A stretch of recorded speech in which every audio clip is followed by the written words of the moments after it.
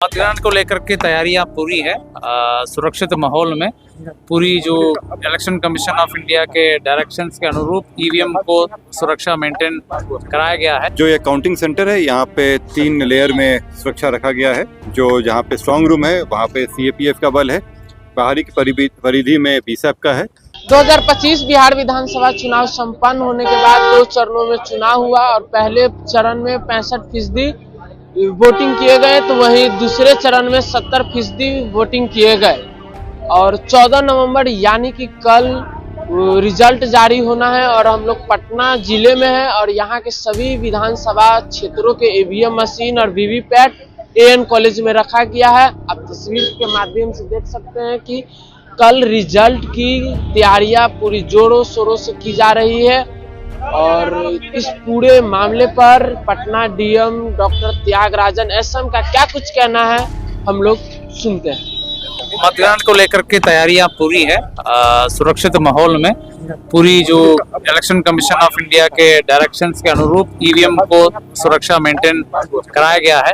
Candidates और उनके agents लगातार सीसीटीवी में भी देख रहे हैं और तैयारी लगातार चल रही है और लगभग पूर्ण कर दी गई है। कल जो मतग्रहण की तैयारी है वो भी पूर्ण कर ली गई है। मैं विशेष तौर पर बताना चाहूंगा कि गेट नंबर 1 से यहाँ पर गेट नंबर 1 से काउंटिंग एजेंट जो पॉलिटिकल पार्टी के लोग होते हैं उनका एंट्री होगा। गेट नंबर 2 से अपने जो कर्मीगण हैं काउंटिंग कराएंगे और पदाधिकारी हैं और मीडिया का भी एंट्री गेट नंबर 2 से होगा। इसमें फ्रिस्किंग बहुत ही अच्छे ढंग से कराया जाएगा। कोई भी आपत्तिजनक सामान मैचेस से लेकर के किसी भी आपत्तिजनक सामान अंदर नहीं ले जाना जाएगा। मोबाइल वर्जित रहेगा, मोबाइल अंदर ले जाना वर्जित रहेगा। इसके अतिरिक्त आसपास इलाकों में भी पूरी सुरक्षा बढ़ाई गई है। स्कूल्स बंद रखी गई है, जन सुविधा के लिए स्कूल्स को बंद कर दिया गया है। सभी स्कूल्स को बंद रहेंगे। ट्रैफिक प्लान निर्गत किया गया है जिसके अनुसार आपका इसके जो एएन कॉलेज के 100 मीटर के परिधि में वाहन की एंट्री बिल्कुल प्रतिबंधित रहेगा। अटल पथ में और सहदेव मार्ग में और सहयोग हॉस्पिटल के मैदान में पार्किंग की व्यवस्था रहेगी। उसके आगे पैदल ही आना पड़ेगा। इसी आलोक में तैयारियां की गई है। ट्रैफिक प्लान भी सार्वजनिक किया गया है। सुरक्षा हर जगह बढ़ाई गई है। सीएपीएफ की कंपनीज भी बहुत संख्या में, अच्छी संख्या में हमारे पास हैं। तो ग्रामीण इलाकों में भी ध्यान रखा जाएगा। किसी भी इलाका में जो संवेदनशील हम लोग मानते हैं उन इलाकों में भी गश्ती बढ़ाई गई है और गतिविधियां बढ़ाई गई है पुलिस की। और कोई भी असामाजिक तत्व अगर किसी प्रकार की विधि व्यवस्था को भंग करने के लिए कोशिश करेगा उनको सख्ती से निपटाया जाएगा। कितने मजिस्ट्रेट कर्मी सर लगाए गए? संख्या एग्जैक्ट हम दे देंगे, लेकिन बड़ी संख्या में पुलिस पदाधिकारी और मजिस्ट्रेट की प्रतिनियुक्ति और पुलिस बल की प्रतिनियुक्ति की गई। किस तरह से तैयारी मोकामा और दानापुर की तैयारी की गई है? तो मोकामा और दानापुर में सीएपीएफ अलग से हम लोगों ने दिया है और वहां पर लगातार हम लोग देख रहे हैं, उनको स्थिति जायजा ले रहे हैं। जो भी इस प्रकार की एलिमेंट्स हैं जो विधि व्यवस्था को भंग कर सकते हैं उनको चिन्हित भी किया जा रहा है। वैसे एलिमेंट्स के विरुद्ध कठोर से कठोर कानूनी कार्रवाई करना है, गिरफ्तारी करना है, प्रिवेंटिव डिटेंशन करना है। जो आवश्यक कार्रवाई है सब हम लोग करेंगे। सर, विपक्षी दल के कुछ नेताओं ने साफ अनाउंस किया है कि अगर कुछ धांधली होती है तो कल नेपाल जैसे हालात उत्पन्न कर देंगे। भड़काऊ बयान दिया गया है।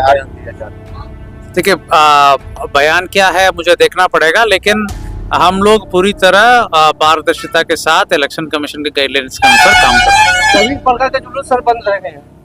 बिल्कुल, विजयी जुलूस बिल्कुल प्रतिबंधित रहेगा। कोई भी व्यक्ति 100 मीटर के परिधि में 5 लोगों के ऊपर जमा नहीं होने देंगे। 144 सीआरपीसी जो पहले था अभी 163 बीएनएसएस कहा जाएगा। उसके तहत आदेश निकाला गया है। कोई भी आर्म्स के साथ प्रदर्शन या 4 आदमी के ऊपर जमा होना और कई गतिविधियों को प्रतिबंधित किया गया है। जो हमने आदेश आपके बीच में भी सर्कुलेट किया है, इसको भी आप चाहेंगे कि लोगों के बीच में सर्कुलेट करें। मैं आम जनता से ये भी बताना चाहूँगा कि ईसीआई का वेबसाइट है। ईसीआई के वेबसाइट में जा करके आप आराम से विधानसभा वार रिजल्ट आराम से राउंडवार देख सकते हैं। यहाँ आने की कोई जरूरत नहीं है। यहाँ अनावश्यक भीड़ रहना बिल्कुल मना है। सभी कार्यकर्ता और सभी जनताओं से मैं यही अनुरोध कर रहा हूँ कि यहाँ नहीं आवे बैठ करके ईसीआई के वेबसाइट में देखें, टीवी में भी रिजल्ट देखें। रिजल्ट जानने के लिए यहाँ आने के लिए कोई जरूरत नहीं है। विजय जुलूस सख्ती से प्रतिबंधित कराया गया है। सर इस कॉलेज में पीएचडी विभाग में 2 नाबालिग बच्चे काम कर रहे थे, इस पर क्या कार्रवाई हुई? उस पर जो भी आवश्यक कार्रवाई है हम उसको जान सके, जो भी आवश्यक कार्रवाई करें। अभी तक पता चला कि नहीं चला सर?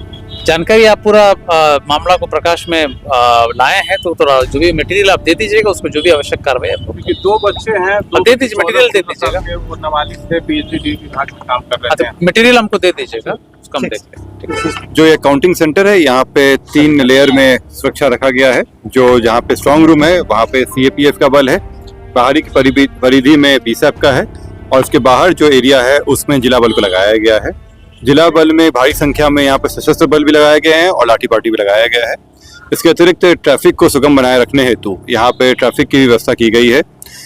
जो उपद्रवी अगर कोई आते हैं यहाँ पे, उनसे निपटने के लिए दंगा निरोधक दल को भी लगाया गया है, जिनके पास टीयर गैस भी रहेगा, वाटर कैनन का भी यहाँ पे इंतजाम रखा गया है। आज उसकी प्रैक्टिस भी कराई जा रही है। जो बल यहाँ पे प्रतिनियुक्त रहेगा वो हेलमेट और बॉडी शील्ड के साथ में प्रतिनियुक्त किया गया है, ताकि कोई उपद्रव होता है तो उसको तुरंत निपटारा किया जा सके। इसके अतिरिक्त विभिन्न जगहों पर जो सेंसिटिव एरियाज है वहाँ डिप्लॉयमेंट रहेगा। शहर में जगह जगह पे चेकिंग वगैरह चलता रहेगा, ताकि कोई भी जो उपद्रवी है वो यहाँ नहीं आए, किसी तरह का उपद्रव फैला नहीं सके। सर एन कॉलेज के बाहर कितने लेयर में सुरक्षा रहेगी? जैसे मैंने बताया कि आप लोगों को 2 चीजें हम लोग देख रहे हैं। बाहर में जो जिला बल है वो उसमें सुरक्षा देखने के लिए है, और इसके अलावा ट्रैफिक का भी हम लोग प्रतिनियुक्ति कर रहे हैं, जो ट्रैफिक सुगमता बनाए रखेगा। इसके अतिरिक्त जो उपद्रवी से निपटने के लिए जो दंगा निरोधक दल है उसकी प्रतिनियुक्ति की गई है। ग्रामीण क्षेत्र में सर किस तरह से हमारे पास इसके लिए जो पोलिंग के बाद के लिए कुछ एक्स्ट्रा जो सीएपीएफ के बल आया है उनको लगाया गया है। इसके अतिरिक्त जो हमारा बल चुनाव कराने गया हुआ था वो भी लौट के आ गया है, उनको भी अपने अपने थानों में भेज दिया गया है। आज जगह जगहों पर फ्लैग मार्च हो रहा है, और जो उपद्रवी हैं उन पे हम लोग नजर रखे हुए हैं, उन पे कार्रवाई भी किया जाएगा। कल पुलिस बहुत ही मोबाइल रूप में रहेगी वहाँ पे, और जगह जगहों पे चेकिंग करेगी। अगर कोई इस तरह का मामला आता है तो उन पे विधि सम्मत कार्रवाई करते हुए उन पे कठोर दंड किया जाएगा। सोशल साइट्स पे कैसे? सोशल मीडिया के लिए हमारे अलग से एक टीम भी है, और साइबर जो यूनिट है वो इसमें नजर रखेगी। अगर किसी भी तरह का उसमें जो विधि विरुद्ध कार्य होगा तो उस पर कांड दर्ज करते हुए उन पे कार्रवाई की जाएगी।